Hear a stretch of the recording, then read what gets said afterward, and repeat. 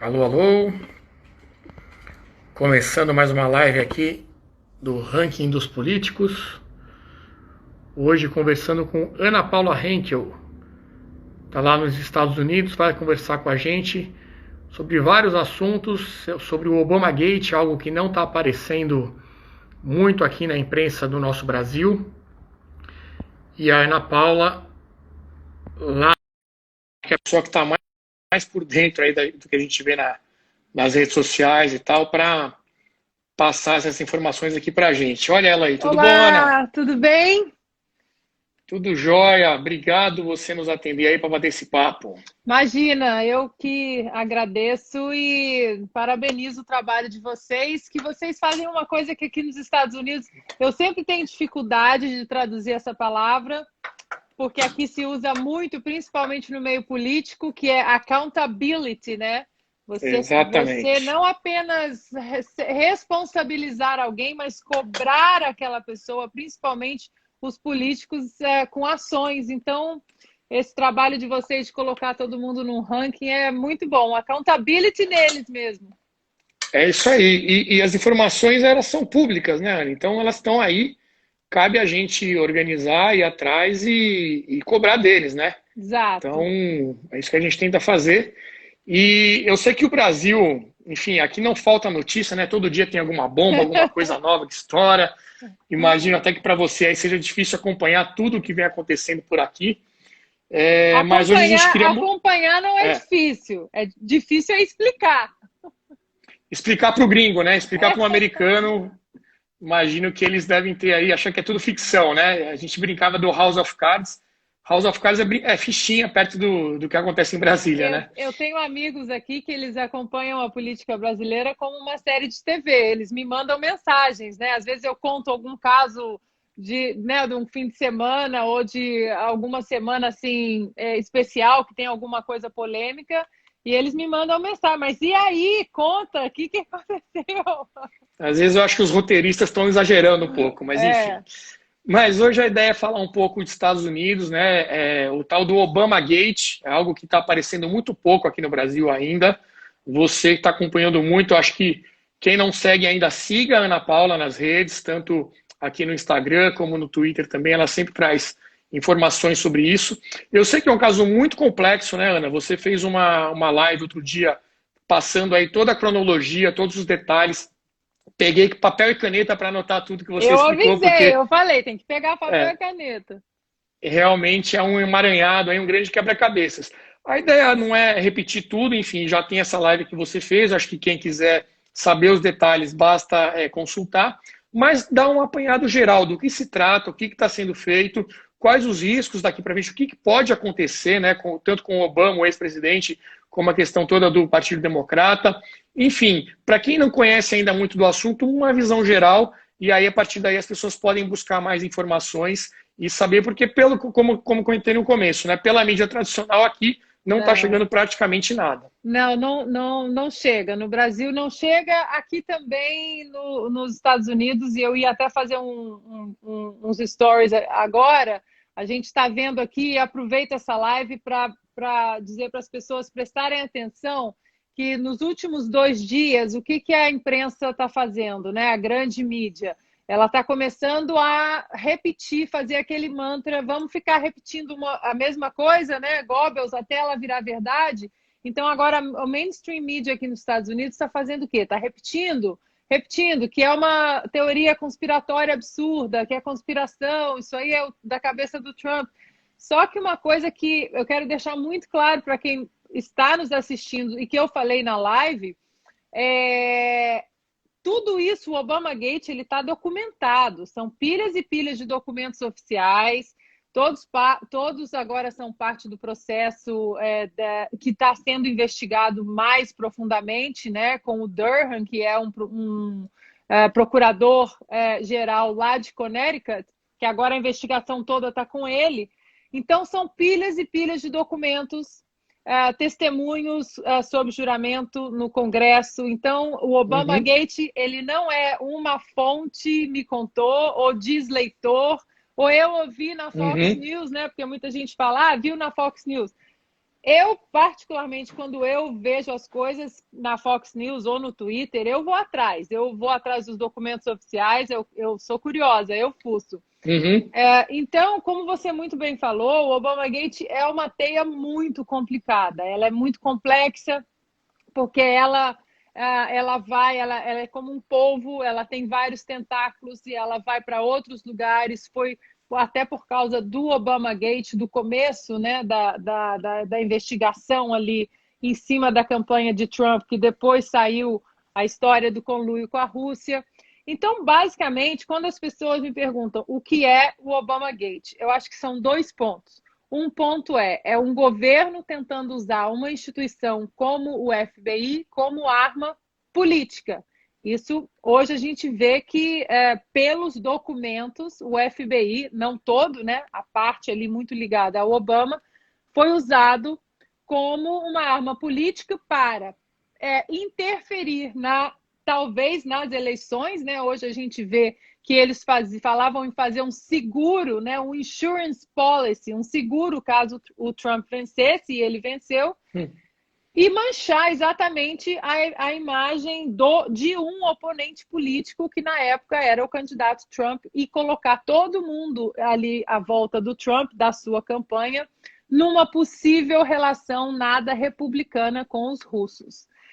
Logo depois da eleição do Trump, o que a gente vê? A gente vê que esse uso político do FBI, de uma instituição como o FBI, esse uso acaba se estendendo para tentar tirar o poder de um governo recém-eleito com as pessoas que continuariam nessa administração. E aí a gente vê o chefe do FBI, que continuou, né, o James Comey, que veio do Obama e foi para a administração Trump. E aí a gente vê a fita que quando o Trump deu o boné para o James Comey, falou, olha, até logo, isso 5 meses dentro do governo Trump. Qual foi a narrativa da imprensa? O Trump está tentando encobrir crimes, o Trump está tentando esconder alguma coisa, e agora a gente vê que 3 anos depois o Trump já estava jogando um xadrez ali, que ele tinha os documentos na mão, mas ele não podia vazar, né?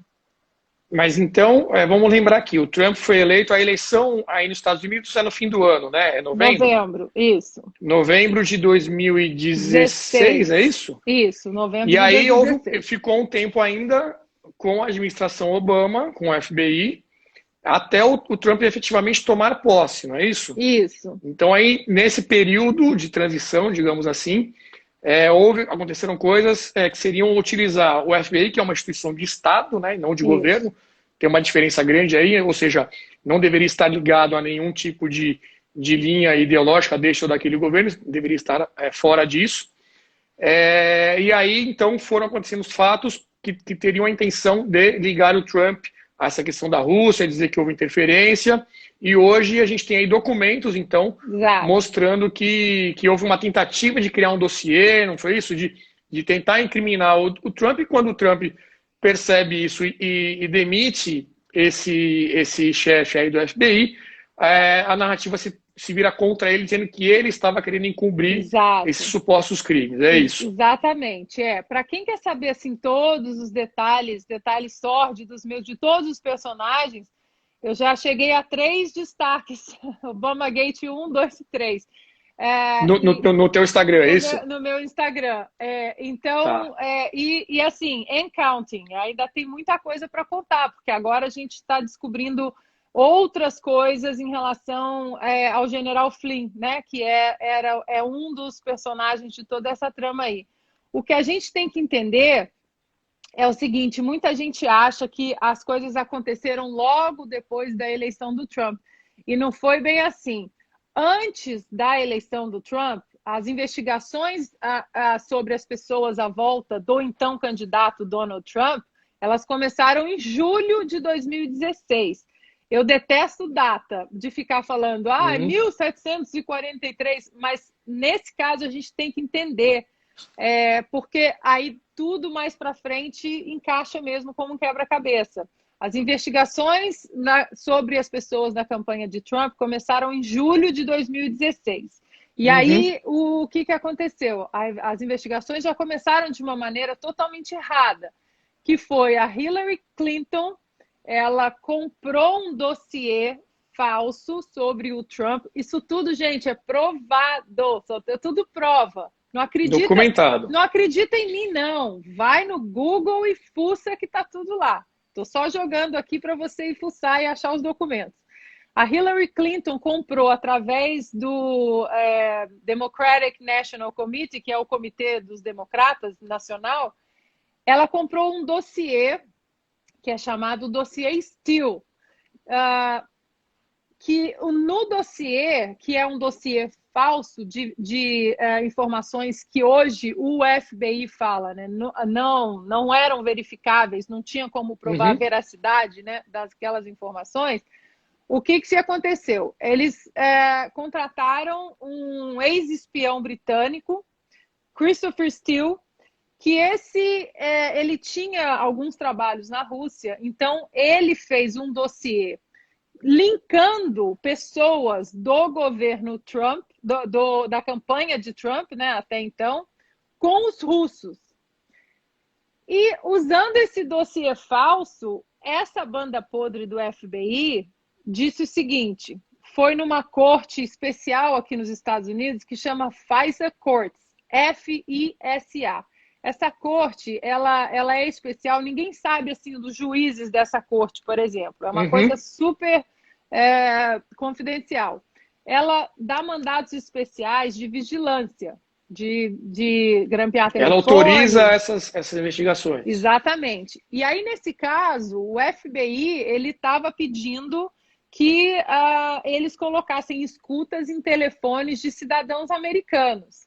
A gente tem a quarta emenda aqui nos Estados Unidos, que está dentro do Bill of Rights, que ela proíbe, se não tem uma causa plausível, a polícia não pode entrar na sua casa sem mandato, ela não pode... Isso é muito sério aí nos Estados Unidos, né? Esse direito à liberdade, o direito de propriedade, isso tudo está envolvido nisso. Muito, muito sério mesmo.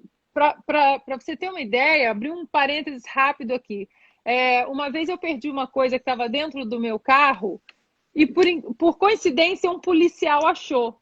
E tinha o meu endereço dentro da minha bolsinha lá, tinha o meu endereço. Ele pegou o telefone, me ligou e disse, olha, eu posso passar na sua casa para te entregar. E ele bateu na minha casa, mesmo assim, para me entregar, ele pediu que eu saísse da minha casa, assim, can you step out? Você se importa de você sair? Porque qualquer policial dentro da sua casa, sem um mandato, sem uma autorização para estar ali, é muito grave. Rola Perfeito. ali você pode processar o Estado por isso. E isso serve também para tudo que se refere à sua propriedade. E a sua linha de telefone, o seu telefone é a extensão dessa sua propriedade, dessa sua privacidade. Então, isso está na quarta emenda do Bill of Rights. Então, eles usaram esse dossiê falso para ir até essa corte que ela expede mandatos especiais de vigilância e eles disseram que esses americanos estão em possível conluio com a Rússia. Então, o FISA Court, ele deu esses mandatos de segurança, de vigilância, para espionar exatamente essas pessoas ligadas na campanha do Trump. Aí essa operação é chamada Crossfire Hurricane. É uma operação muito grande para investigar. Dentro dessa operação Crossfire Hurricane, tinha uma pequena que chamava Crossfire Razor, que é a operação que investigava exatamente o personagem do ano, dessa semana, que é o General Flynn, que é um cara, assim, herói patriota, serviu o exército 30 anos e muito serviço. Vinha do governo Obama, também trabalhou no governo Obama. E aí é um parênteses, mais um para a gente fazer interessante, que o General Flynn ele foi escorraçado ali do governo Obama porque ele discordou de dois pontos muito importantes na geopolítica da administração Obama, que foi um desastre. A política internacional do Obama foi um desastre. Também pouco se fala disso, né? Muito pouco se fala disso. E o general Flynn, né, com uma experiência de 30 anos aí, Oriente Médio, Afeganistão, Rússia, ele foi veementemente contra o acordo com o Irã, dos Estados Unidos com o Irã, e foi publicamente contra o Obama retirar as tropas do Iraque de uma maneira assim, com data e hora marcada e todo mundo de uma vez. Ele alertou isso várias vezes, isso a gente vê também já em documentos agora, que ele disse: você está abrindo vácuo para que outro grupo terrorista entre. Se você sair de uma vez, você acha que a Al-Qaeda, agora que está enfraquecida, ela vai continuar enfraquecida. E ainda mais sabendo a data, né? Exatamente. Ele vai sair tal dia. E aí, o que aconteceu? Hoje nós sabemos que o Estado Islâmico sentou e falou: beleza, deixa eu sair. A hora que sair, e foi exatamente o que aconteceu. Quando as tropas americanas saíram do Iraque, o Estado Islâmico já estava todo esquematizado ali para tomar exatamente esse vácuo. E o general Flynn foi publicamente contra essa retirada das tropas ali do Iraque. E aí ele ficou com alvo ali nas costas também. Há uma teoria de uma jornalista que eu gosto e respeito muito, que ela é muito séria, ela escreve para o The Federalist. O nome dela é Molly Hemingway. E ela tem uma teoria de que o general Flynn ele ficou com um alvo nas costas em relação às investigações, que hoje a gente vê que houve um abuso de poder sério em relação às investigações do general Flynn, porque ele seria um cara que ele entraria dentro do governo Trump e é um cara que ele sabe todas as artimanhas desse mundo de espionagem, de geopolítica, e ele vinha do governo Obama. Então, ela tem uma teoria de que o general Flynn ele teve um alvo ali nas costas exatamente porque ele era um profundo conhecedor de toda essa trama, então que ele precisava ser excluído. Bom, aí a gente vem a eleição. Para quem não sabe, a eleição aqui acontece em novembro, mas o próximo governo ele só toma posse 20 de janeiro. A antiga administração ainda fica 20 dias ali dentro do mês de janeiro. E aí o que acontece? Investigam o general Flynn também porque ele teve um telefonema com o embaixador russo em Washington. Aí o que o FBI podre fez? Opa, falou com o russo, deve ter com falou com o russo. Falou com o russo, deve ter com o e com o russo. Vamos lá atrás do cara. E ficaram em cima do general Flynn. O interessante, gente, desculpa, mas mais detalhes assim específicos, tá tudo lá nos meus destaques. Tem a live. É mais um en passant para entender. O que acontece? Dia 4 de janeiro de 2017, ou seja, né, um mês e meio depois da eleição do Trump, a banda limpa do FBI fala o quê? Vamos fechar a Hurricane Razor, porque não tem mais nada o que investigar do general Flynn. O cara tá limpo, o cara tá tranquilo, não tem mais nada. A gente já fuçou, a gente está fuçando o cara desde julho do ano passado. Não tem nada aqui. Um dos agentes podres do FBI fala para esses agentes: não, peraí, não fecha não, que a gente vai envolver o 7º andar. Quem é que está envolvido no 7º andar? James Comey, né? Ele que é o chefe. Então, eles não fecham a investigação do general Flynn, 4 de janeiro de 2017.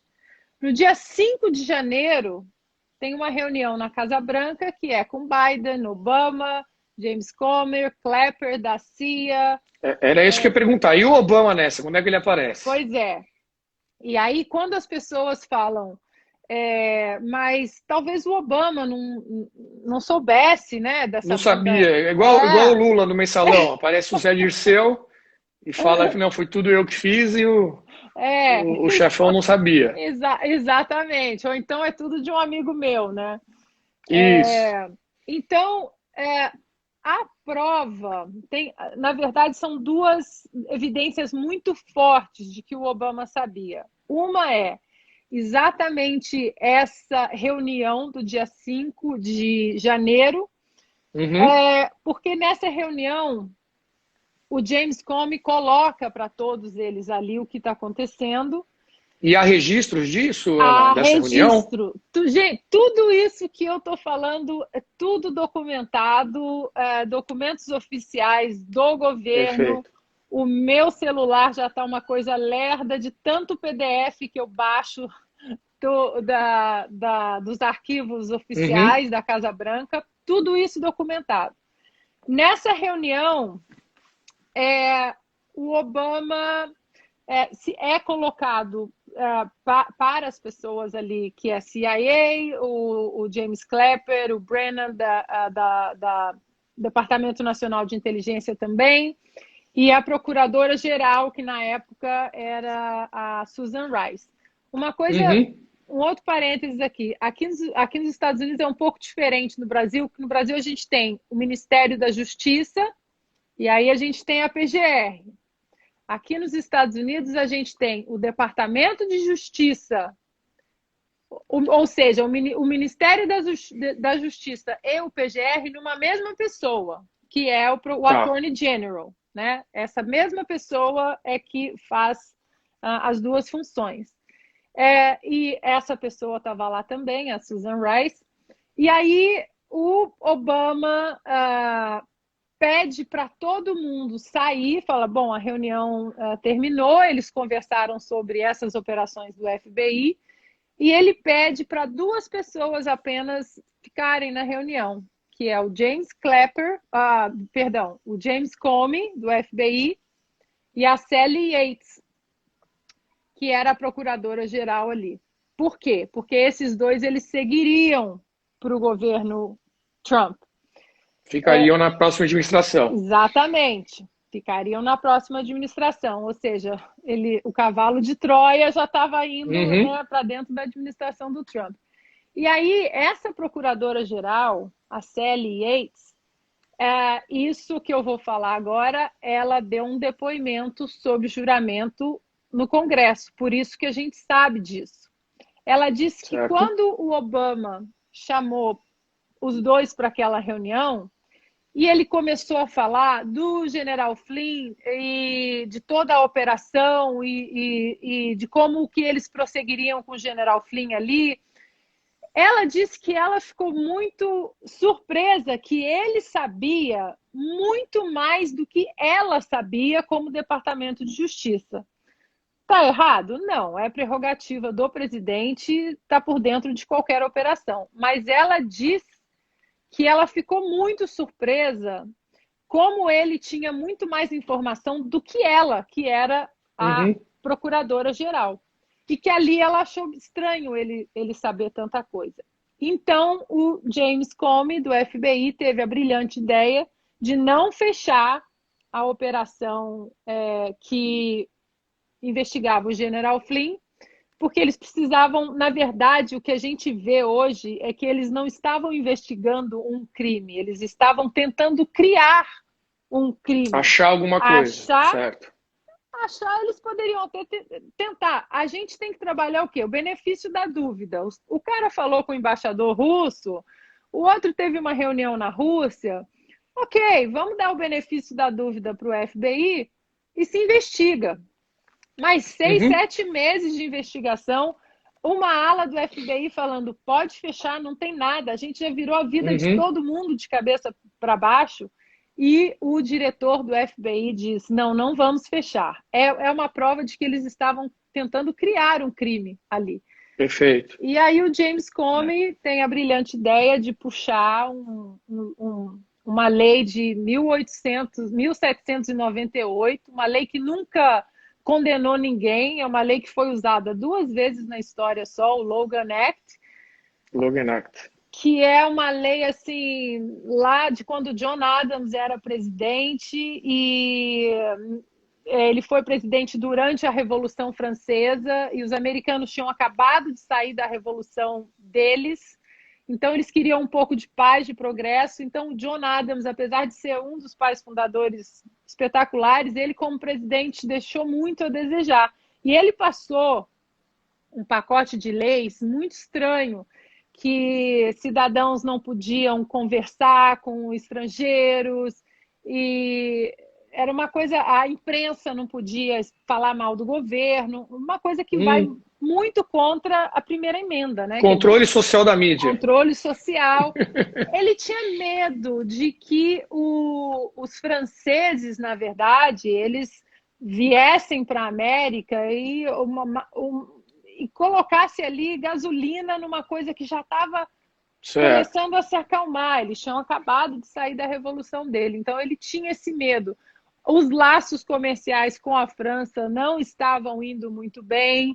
O general Hamilton, por outro lado, queria que a América tivesse mais laços comerciais com a Grã-Bretanha.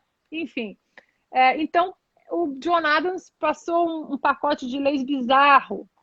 E aí o Brilhante Come fala, vamos lá em 1798, vamos pegar o Logan Act, porque ele conversou, o general Flynn, com a Rússia, conversou com o embaixador russo sem a anuência do Estado, sem a anuência do governo. Só que o general Flynn conversou com o embaixador russo já depois que o Trump venceu, ou seja, ele já estava entrando no governo Trump. Né? Então, uma suposta interferência na eleição, a essa altura, não faria sentido. Não faria sentido, porque ele, que era um membro da campanha do Trump, depois da eleição, ele passou a ser um membro do cabinet, né? Do governo Trump. Então, essa conversa é depois da eleição do Trump. E aí ele Agora, Ana, você comentou muitos documentos, tudo isso aí é fartamente comprovado que aconteceu dessa forma. Alguém já foi preso? Como é que está isso? Não, ninguém foi preso. E antes de te responder, antes que eu me esqueça, tem um segundo ponto sobre como sabemos que as fortes evidências de que o Obama sabia. Dois agentes do FBI, que é a Lisa Page e o Peter Strzok, eles usavam telefones oficiais, e por isso que todas essas trocas de mensagens hoje elas foram transcritas para documentos. Em agosto de 2016, ela manda uma mensagem para o Peter Strzok, dizendo assim, o POTUS, que é Presidente dos Estados Unidos, o POTUS quer saber tudo o que estamos fazendo. Então, essa mensagem é uma evidência muito forte de que ele queria saber. É essa evidência e a da reunião onde a própria procuradora-geral fala como que esse homem sabe de tanta coisa que nem o Departamento de Justiça Ele sabe. Se pronunciou em algum momento? Não. Eu vou acender uma luz aqui. Espera um pouquinho. Estou te ouvindo. Só vou acender a luz aqui. Não, ele não se pronunciou. E agora ele está quebrando um protocolo, assim, que aqui existe um protocolo que, às vezes eu falo, poxa, o Brasil podia tanto seguir esse protocolo, que ex-presidentes, eles dão muito pouco pitaco na atual administração. Eles falam muito pouco. Você vê que ex-presidente não fala quase nada sobre o atual presidente. E o Obama, essa semana, andou quebrando esse protocolo, não em relação ao Obama Gate, mas ele começou a falar que o Trump não cuidou bem da pandemia, que começou a criticar, fazer umas críticas assim, porque ele sabe que ele está sendo bem atacado em relação a isso. Tudo isso ainda está em fase de investigação. Acho muito difícil alguma coisa acontecer com o Obama ou com o vice-presidente Joe Biden. Mas esse Obama o Biden Gate... que estava nessa reunião, então, que você citou, como vice-presidente do Obama, e que hoje é o candidato dos democratas para a eleição contra o Trump no final desse ano, certo? Sim, o Joe Biden hoje é candidato democrata, e com certeza quando a gente começar a ver, quando passar um pouco mais essa pandemia, e a gente começar a entrar nos debates aqui presidenciais, com certeza o Trump vai. A gente precisa estocar a nossa despensa com pipoca, porque com Vai certeza ser um programa interessante esse vai, debate. vai, porque o Trump vai trazer muita coisa do Obama Gate. E tem também o caso da corrupção, da investigação de corrupção do filho do Joe Biden na Ucrânia, né? Então, Pois é, saiu ontem até no Twitter, tem uma suposta ligação do John Biden oferecendo até uma recompensa, uma propina lá para resolver esse caso do filho dele. Não sei se isso era real, se era fake news, mas tem essa questão também que o filho dele tinha um cargo, né, lá na Rússia, algo desse tipo, com um ótimo salário. Então acho que vai render muito ainda essa história, né, Ana? vai. Para quem quer saber detalhes, coloca ali no Google Hunter Biden Burisma, do jeito que eu falei, Burisma. É uma empresa de combustíveis, de gás na Ucrânia, e o Joe Biden ele foi convidado a ser diretor dessa empresa. Ele que não é assim nem de perto, nunca, não tem nenhuma experiência na área petrolífera e de Nada que combustíveis, de gás, justificasse. nada que justificasse. E ele tinha salários de $53 mil até $80 mil por mês. Beleza. E essa empresa, essa Burisma, essa empresa ucraniana, ela foi muito investigada em esquemas de corrupção. E aí esse telefonema que agora a gente está ouvindo aí, né, desde ontem, é exatamente o Joe Biden pedindo para que o presidente ucraniano desligasse o procurador que estava investigando a Burisma. Esse telefonema é Exato. isso. A gente precisa saber mais sobre, né, porque o governo americano, na época, ele ia liberar um empréstimo de $1 bilhão para a Ucrânia. E parece que o Biden colocou exatamente essa condição. Eu, como vice-presidente, libero esse empréstimo de $1 bilhão se você tirar esse procurador do calcanhar da Burisma. Praticamente isso, do filho ali. E tem um vídeo na internet onde o Joe Biden ele se gaba disso, né? Ele fala, não, que eu peguei o telefone, eu liguei e falei, você quer o seu 1 milhão? Você despede o cara agora. Assim, vídeo... Caramba!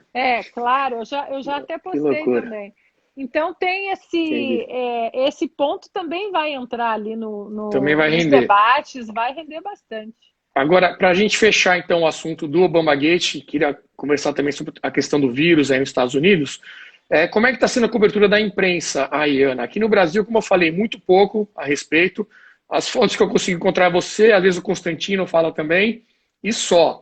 Aí nos Estados Unidos a gente tem uma divisão muito clara, que eu acho até saudável. Quando as emissoras são claras, né, sejam transparentes em relação aos posicionamentos. Então, a CNN muito mais para o lado dos democratas, né, que seria a esquerda, e a Fox News mais alinhada com os republicanos, à direita, e apoio ao presidente Trump. Aqui no Brasil a gente sofre de todo mundo se dizer isento, de não ter lado, e claramente, se você for analisar, pelo menos a mídia mais tradicional, eles têm um viés muito, muito evidente ali e que tem vergonha de assumir, né? Eu prefiro essa honestidade de dizer, olha, temos essa visão de mundo, acreditamos nisso, e aí cabe ao telespectador, ao leitor, enfim, avaliar o que vai seguir e nada impede você ler também o outro lado, né? Para saber a opinião, para se informar também com uma diferente visão.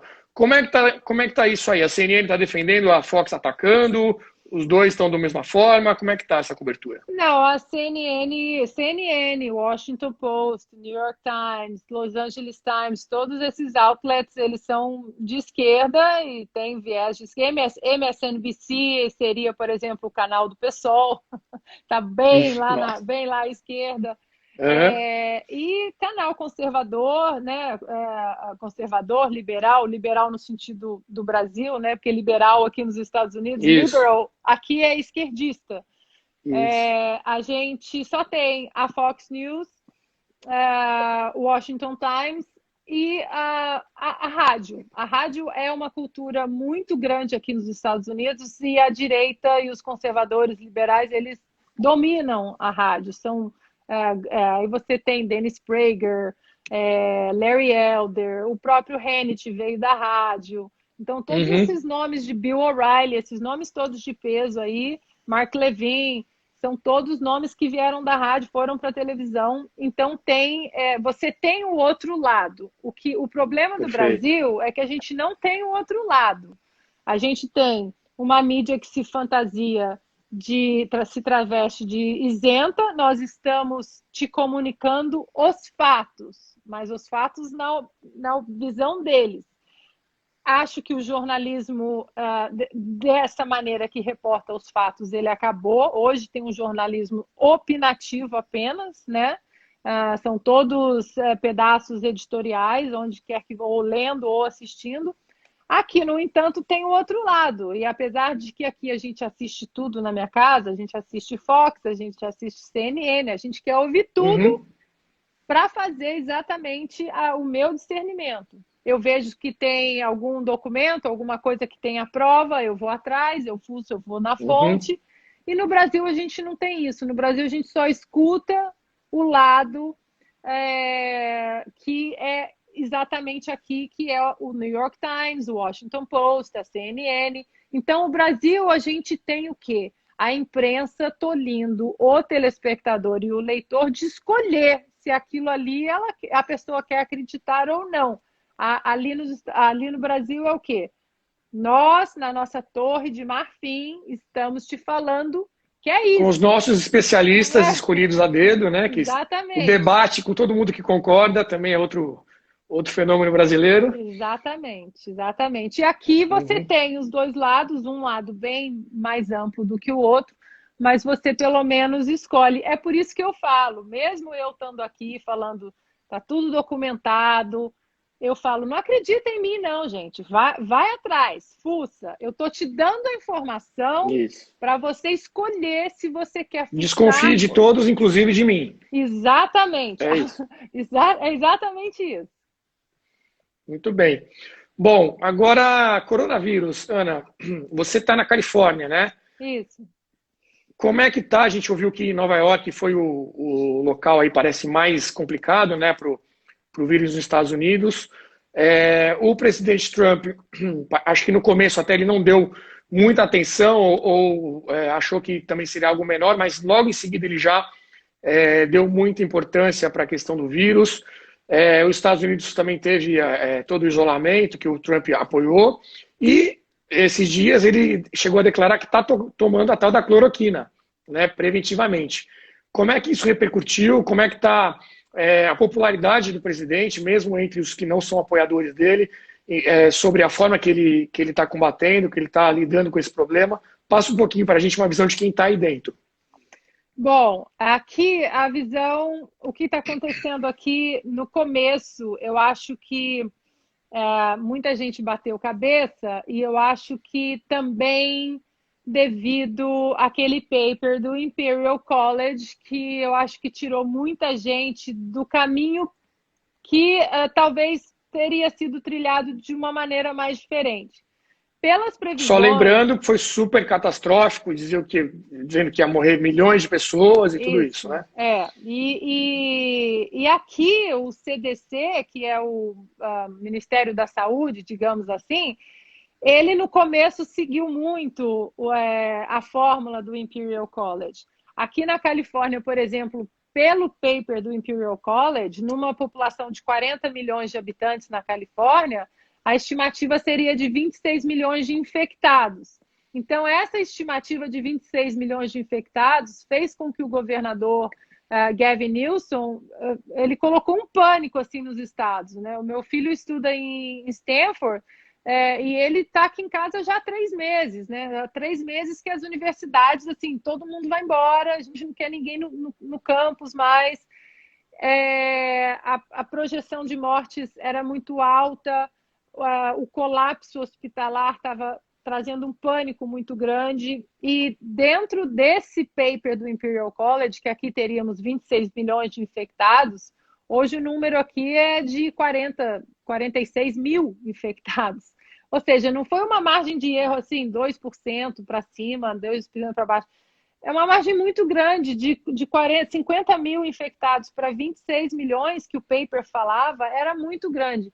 Nenhum hospital teve o colapso que se esperava. Acho também que, obviamente, todo mundo que entrou em lockdown, distanciamento social, eu acho que isso ajudou muito, sim, né? A gente teve um período aí grave, onde todo mundo ficou trancado em casa mesmo, a cidade estava assim, né, o deserto, o país estava deserto, e eu acho que agora, à medida que as coisas estão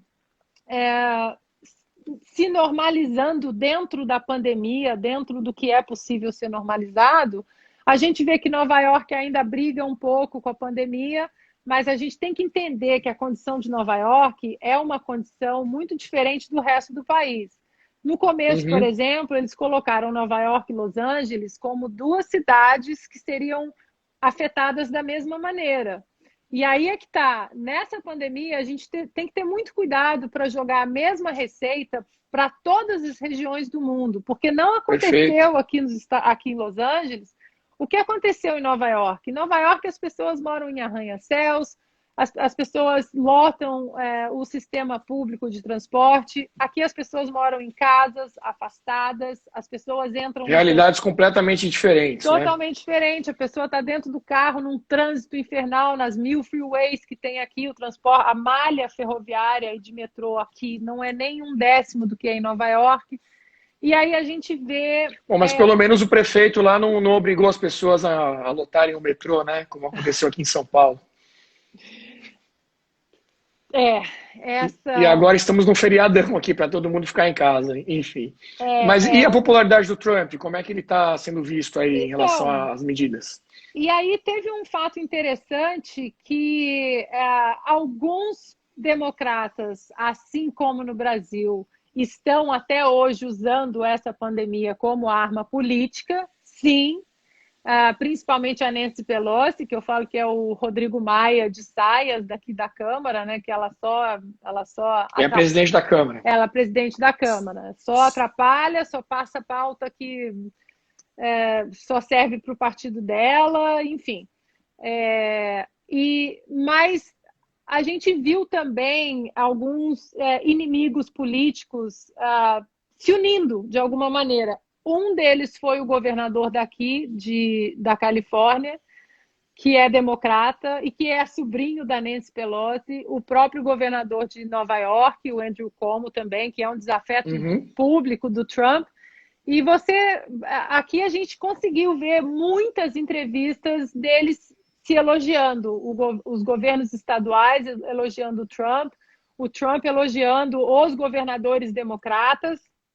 Tem umas governadoras loucas aí de Michigan que mandou prender, mandou algemar, e aí deu tudo errado, porque nesse ponto, e é por isso que eu vou lançar um curso dia 4 de julho sobre história e política americana, e é exatamente para a gente mostrar as bases, né, dos princípios aqui da América e de algumas coisas que norteiam o americano, independentemente se é democrata ou republicano.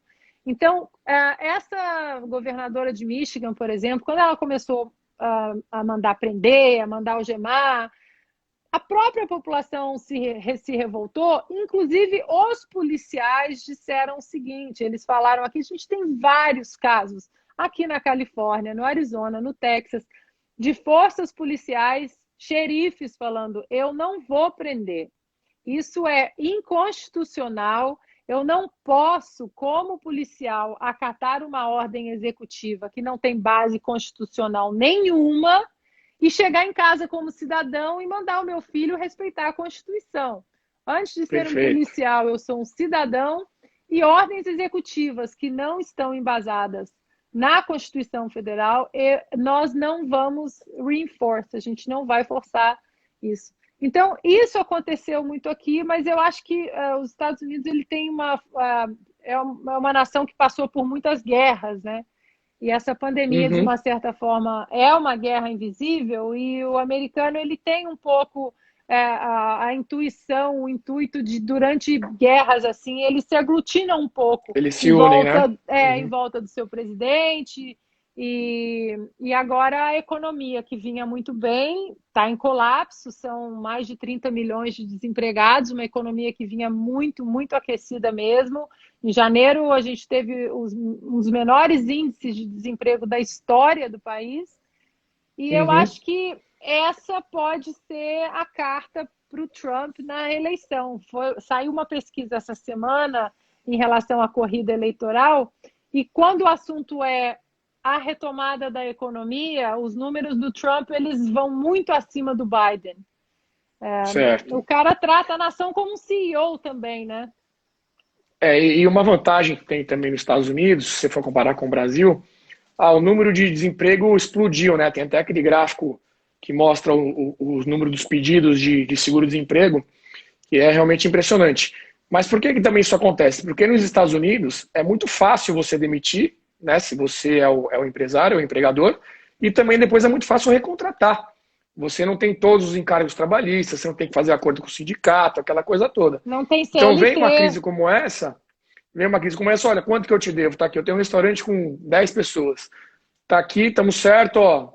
Agora tá com essa crise e vou ter que te mandar embora. Daqui a 1, 2 meses, voltou, ele recontrata de novo. E nesse período, a pessoa que ficou desempregada está recebendo já direto do governo. Então, é muito mais fácil do que aqui no Brasil, que você, para poder mandar embora, você tem que gastar muito dinheiro. Aí você tem que criar um programa específico do governo para isso, o Corona Voucher, que a pessoa tem que ir na caixa. Olha a complicação que é, né?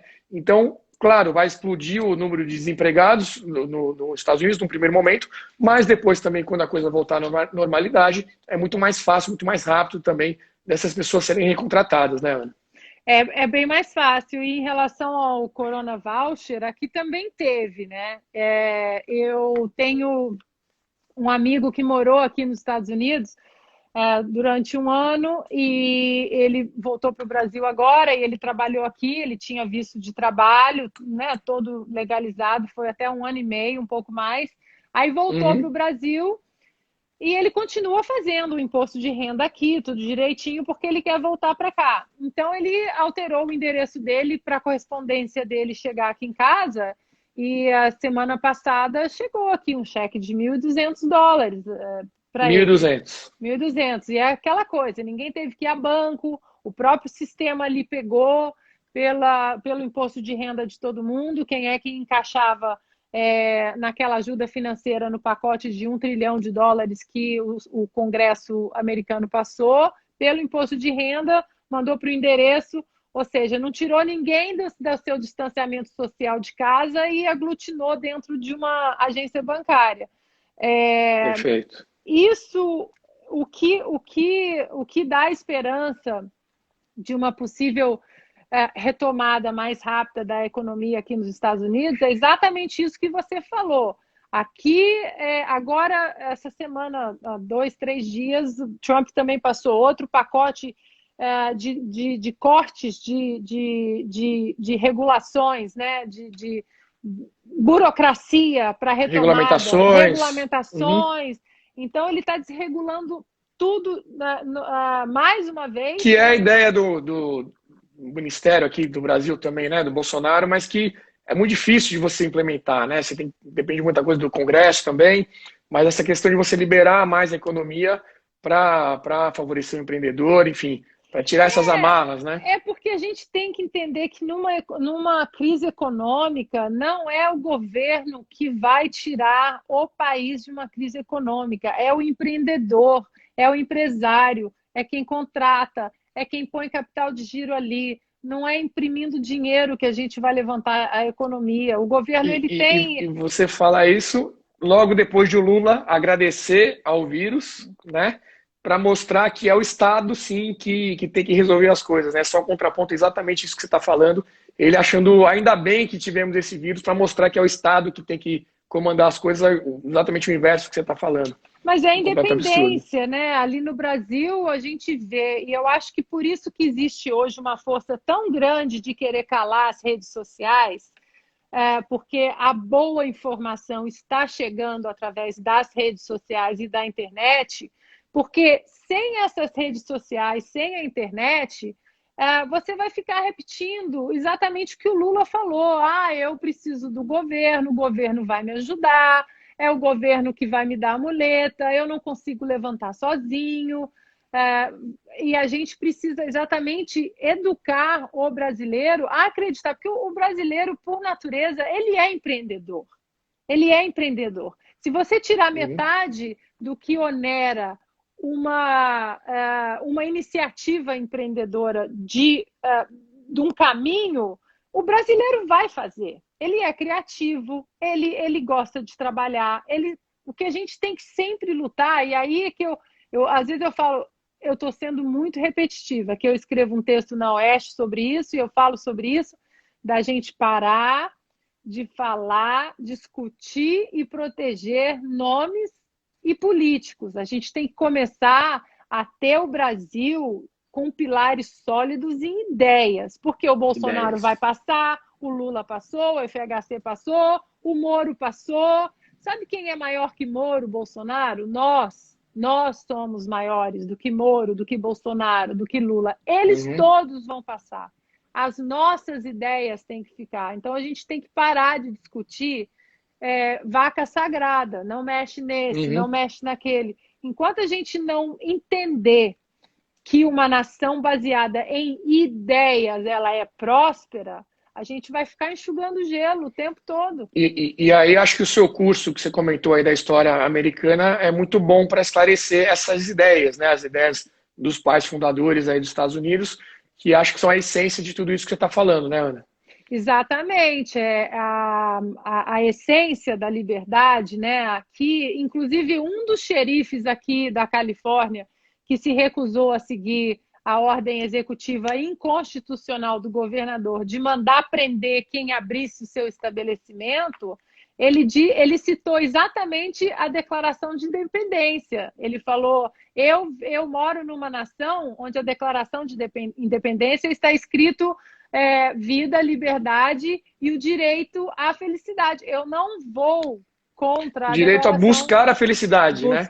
Você não garante a felicidade de ninguém. Exatamente. Você vai poder the ir atrás. Pursuit of Happiness, né? Isso. Que na verdade, um princípio de John Locke lá atrás, que é vida, liberdade e propriedade. Propriedade. O Thomas Jefferson era muito fã do John Locke e falou: vou fazer um copy-paste aqui, um copiar e colar, só vou mudar um pouquinho. Então, essa é uma das... Eu acho que quando a gente perde a liberdade, a gente perde tudo. E se a gente não tem coragem de defender a nossa liberdade, se a gente não tem coragem de quebrar a espiral do silêncio e falar: não, olha só, eu vou discutir a volta da economia sim, porque muita gente vai morrer de fome. Eu posso ficar aqui em casa com os meus livros, abrir um vinho, eu posso ficar 1 ano aqui. Mas e aí? E a pessoa que trabalha de manhã para pagar o jantar da noite da família? A gente tem que ter coragem de quebrar a espiral do silêncio. E virou um palavrão, né, você querer colocar isso, porque tem a frase do Thomas Sowell, não tem uma solução perfeita, né? Você tem trade-offs, você tem que fazer escolhas.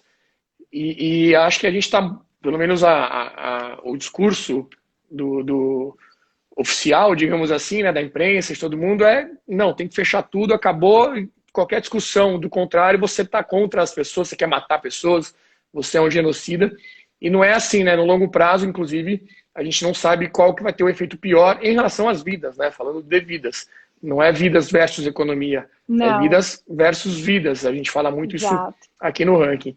Quando é que vai ter o seu curso disponível, então, Ana, para quem quiser fazer? Bom, eu vou lançar dia 4 de julho, por questões óbvias, 4th of July, e o curso ele está enorme, gente. Eu estou assim com um problema sério para cortar o material. Ele tem 80 horas já e eu fico tentando cortar e eu falo: mas isso é muito bom, mas isso é muito bom. E é um curso que vai ter uma cara de série de TV. A gente vai ter muito vídeo, não vai ser aquele curso em 14 de setembro de 1800, não. Vai ser uma coisa muito dinâmica. A gente vai falar de princípios.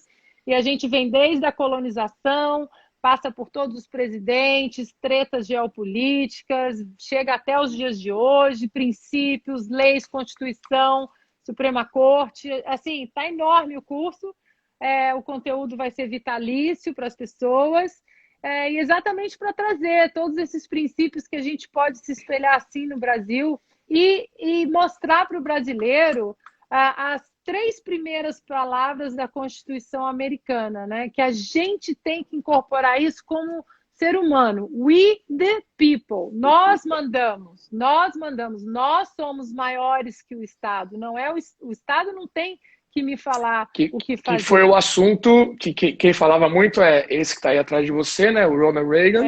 Isso aqui tudo é dele. No livro. E o Trump também citou isso, né? Muito no discurso de posse dele. E é algo que os brasileiros também, acho que está começando a ter um pouco essa noção, né? Tudo que está acontecendo, acho que o Brasil passa por um amadurecimento muito grande, né? Em relação à política. Nós do Ranking tentamos fazer esse trabalho também, trazendo principalmente as informações sobre o Congresso, sobre os deputados e senadores, que eu acho que até bem pouco tempo atrás ninguém dava muita bola, né? Era um voto ali que a pessoa decidia de última hora e alguém ouviu falar, pegou um santinho na rua, e acho que está cada vez mais claro a importância de você escolher bem o deputado, o senador. Eu acho até que seria o ideal ter uma eleição separada, né, do executivo, ter uma eleição só para o Congresso, para as pessoas realmente estudarem e fazerem boas escolhas. Aqui tem alguns estados que os juízes, eles são eleitos, eles não são indicados. Perfeito. O judiciário também é outro problema que a gente está tendo aqui, nessa interferência entre os poderes muito grande.